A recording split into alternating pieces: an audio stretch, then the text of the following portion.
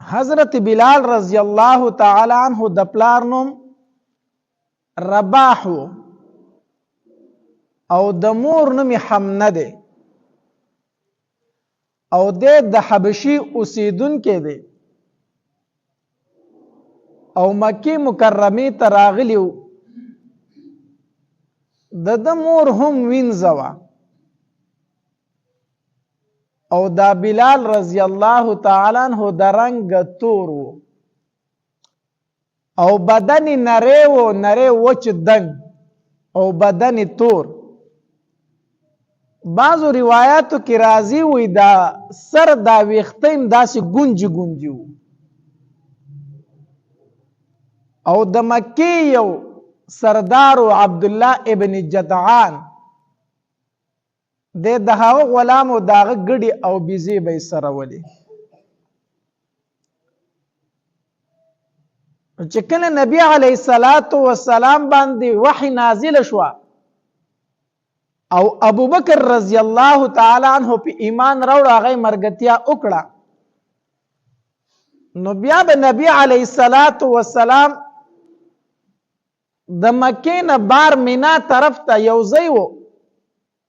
الته یو غار وو پای کې به نبی علیه السلام او بکر رضی الله تعالی عنہ دواړه ناستو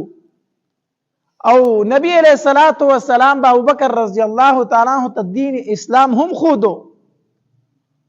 او دغه رنګ د شریعت موافق د اسلام موافق چې کومي مشورې وي هغه به دواړو کولې الته بغار کې د خلکو نه پټ ناستو. نو دی بلال رضی الله تعالی عنہ دغه د غر کې بيزي سره ولې ګډي بيزي نو داسې د غرمې د روړې ټیم شنو نبی علیہ الصلوۃ والسلام د आवाज وکړو یا غلامو اے الکا هل فی شاتک لبن ستا په دې ګړو بيزو کې سپېشتره چې مونږ له دراکه مونږ ته وسکو. نو بلال رضی الله تعالی عنہ ورته وویل وی زما ټولې بيزي هو وچې دي په دوی کې خو پې نشته دی یو بيزه پکې دا غم معمولی غونته پې کوي خو هغه خو ځان لول وشم وایس کم پغې ز خپل گزاره کوم خو نبی علیہ الصلوۃ والسلام پیجندو ځکه دا بلال رضی الله تعالی په مکه کې پیدا شوی دی. نو نبی علیہ الصلوۃ والسلام خو پیجندو چې دا د لوی خاندان سړی دی. ابو بکر رضی الله تعالی هم پیجندو چې دا قریشی دی. نو دې ګړي کې د بيزه کې هم معمولی غونته کې پیدا او هغه زما د پاره دي ځان لول وشم اوس کما خو نن ز تاسو په خپل ځان باندې غوړه کومه نن خیر دې تاسو اوس کې زه دې وګه پاتې شم زه به گزاره وکم. نبی علیہ الصلوۃ والسلام ورته فرمایل ویاله هغه کومه بيزه ته دې خورا ولا. نو بلال رضی الله تعالی عنہ دغه بيزه چې کوم لنګه بيزه واغې د سټونی و د نبی علیہ السلام خواله راوسته. نو نبی علیہ الصلوۃ والسلام ابو بکر رضی الله تعالی عنہ ته ویل مرګری راځه. بلال رضی الله عنه ویل ویته چې په کملوخ کې دا بيزه لو شغلوخه خوراکه نو داسې د لرګي یو کاسه وا ناغي نبی علیہ الصلوۃ والسلام ته ورکړه. نو حدیث مبارک کې راځي وي نبی علیہ السلام د بيزي په دی غولان داسې لاس وخو چې وخو نو شروع وکړه نو کاسه ته د پيو ډک کړه چې کله کاسه د پيو ډک کړه نو نبی علیہ الصلوۃ والسلام ابو بکر رضی الله تعالی عنہ ورکوي دا اوسکا هغه ته د الله پاک پیغمبر اول ته اوسکا. نو نبی علیہ الصلوۃ والسلام هغه کاسه د پيو په سر راواړه ولا وېس کل پي بیا چې کاسه بيزي ته ونی ولا بیا ته د پيو نه ډک کړه نو ابو بکر رضی الله تعالی عنہ وستو اوسکا ابو بکر رضی الله تعالی عنہ په اوسکل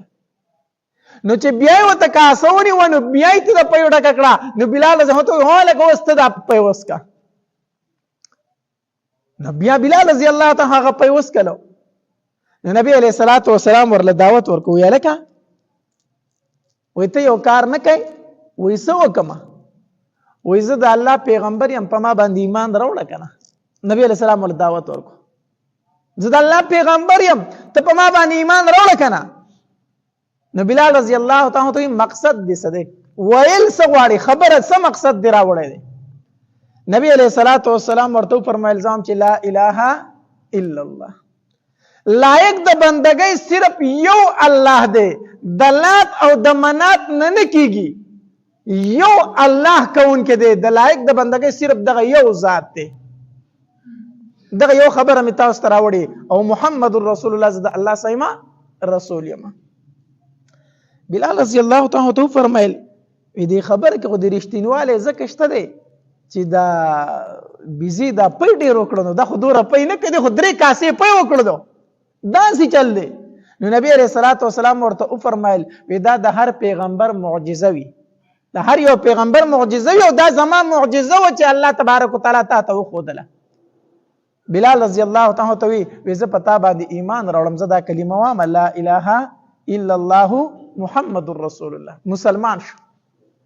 نبی علیہ الصلوۃ والسلام ورته فرمایل وی بلال ایمان خو دې راوړو خو ګوره چاته غږ ونه کې دا خبره پټ ساته ابتدایي وخت اسنه چې مشکلات راته جوړ کې. بلال رضی الله تعالی فرمایل وی ټیک د چاته غږ نه کومه ګړي بيزي چې کوړه اوشړلې اوس عبد الله ابن جدعان چې کم د سردار او مالک یو هغه چې ګړو بيزو ته وکتل اوس ګړي بيزي داسې سربي دي مړی دي تشي پورته پراته دي اوس هغه لنګ بيزي ته وکتل داغه غولان زدا سي د پيو بیا را پړسېدل دا هغه مالک ورته وی بلال زما په خیال چې زید مونته دی ښا ساری دی بغډیر خولي ماړه کړی دي زید مونته بیا د پاره چم ګړي بيزي شړې دغه طرف ته شړ خو بل چاته خیمه غوره ګړي بيزي دغه طرف ته شړه. بلال رضی الله تعالی عنہ فرمایلو ښا روزانه به بلال رضی الله تعالی عنہ دغه طرف ته بيزي را شړلې او د نبی علیہ الصلوۃ والسلام او د ابوبکر رضی الله تعالی سره په پټ کې ناستو او شریعت په ازدکو دین اسلام به ازدکو د خلکو نه په پټه باندې. خو یو ورځ د خانه کعبه نه طواف کو غیر چا پیرا نو چې کله طواف کو بلال رضی الله تعالی کنا نو په د خانه کعبه کې به بوتان پراته و د حرم خو د بوتانو ډکو نو بلال رضی الله تعالی داسې غیر چا پیرا وکتل نو څوک په نظر نه راتلو نو داسې توکانی په یو بوت باندې ورتوکړي هغه یو بوتي لاړې ورتکړي وی توپ تشه پتا سو د لعنت شډیر خلک گمراه کړي دي اوم خو خلک په خپل لاسو باندې جوړ کی او بیا درته سجدي کوي او بیا در نظامن غواړي او مالونه غواړي او مصیبتونه در نه ایمان لري کا سوالونه در نه کوي نو اوم خو په خپل لاس باندې تراشي اوم در نه بیا حاجتونه غواړي وی توپ تشه پتا د لعنت شي باغی بوتي لاړې ورتکړي د چاولې دو چې چاولې دا خبره ابو جهل ته وکړه هغه بلال غلام نه دی د عبد الله ابن جدعان هغه غلام دا خبره ابو جهل ته چا وکړه وی دا بلال غلام نه دی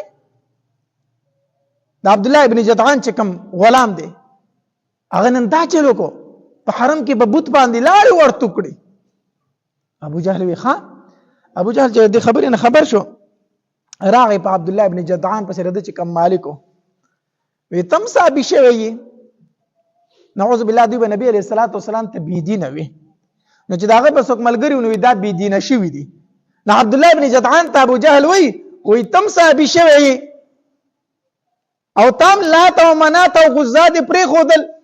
او د محمد د رب بندګی دی شروع کړه نو عبد الله ابن جدعان ورته وی دا تک څه خبرې کوي دا ته چا ویلی دي په ما باندې دا شک مکوا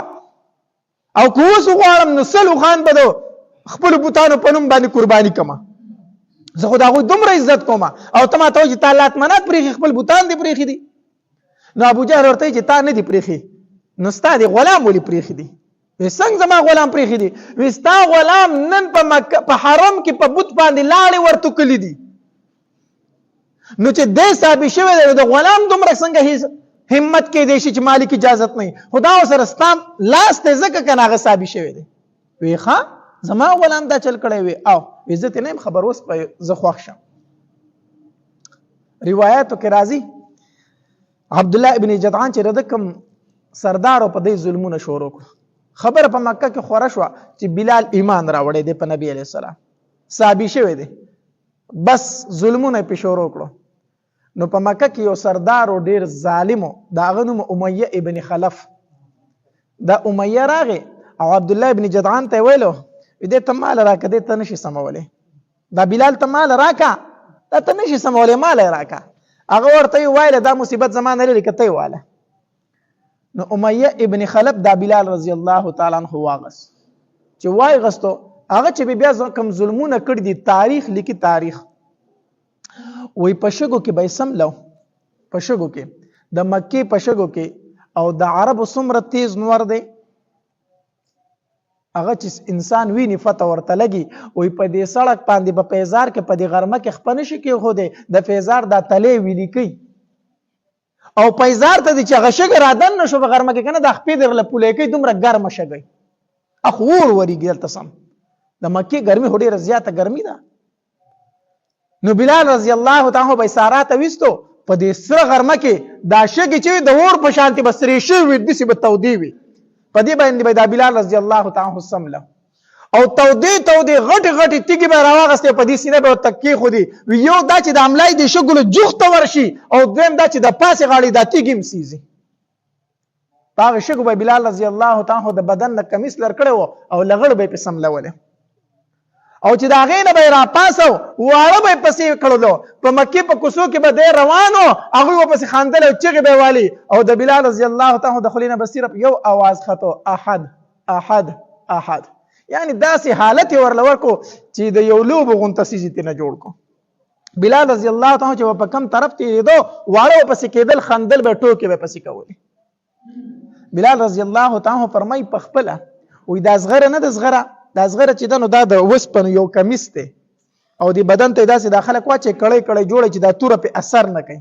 اصل وسپنی بلال رضی الله تعالی فرمای وې دا صغره به غرمو ته یې خونه چې دا به نور تک سره کړه ګرمه به کړه نو دوی به زما بدن ته راواچوله چې زما بدن ته به راواچوي زما بدن به ټول تڼاکه شو پولې به پیودري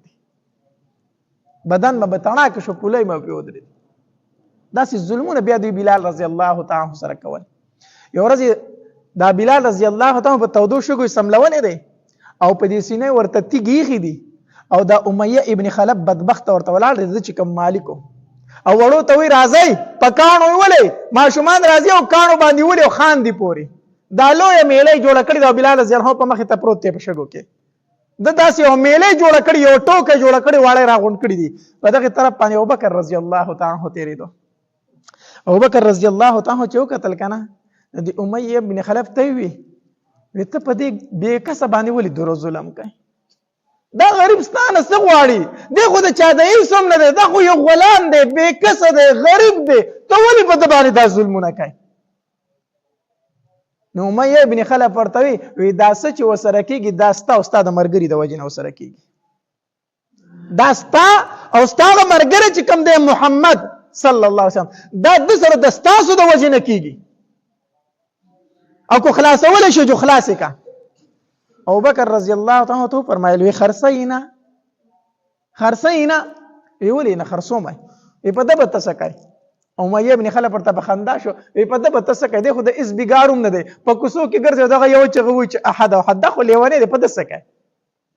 ابو بکر رضی الله تعالی عنہ فرمایل بس ته پرې د زما په کار دی خرصومه وی پسوې خرڅي وی پدری اوقیه باندې پسو اوقیه باندې پدری اوقیه په یو اوقیه کې سلويخ اشرفي وي سلويخ دینار دا دینار د سرو زرو پیسې ده نو پدری اوقیه باندې خرصومه یعنی په یو سل او په شل دینار باندې خرصومه بلال رضی الله ابو بکر رضی الله تعالی فرمایل وی دا زما شو وامه غستر دا پیسې په درل زر کما بلال ما ترا پرې ده چې څنګه ابوبکر رضی الله تعالی واغس کنه امیه ابن خلف په خندا شو وی ابوبکر ډیر ګران دی واغس قسم په الله کو په یو اوقیه دی اغستنه امید درکو کو دا تا په یو اوقیه اغست دغه دومره بیکاره سړی چې په یو اوقیه ملم درکو تا په درې اوقیه واغستو ابوبکر رضی الله تعالی عنہ فرمایل وی اے امیه قسم په الله کو پسل اوقیه دی راکو نه هم درنه اغستو ته درې اوقیه وای قسم په الله کو دا بلال دی ما ته پسل اوقیه راکو هم درنه اغستو او دا خیر دی کو دا بدنی تور دی خیر دی کو دا بدنی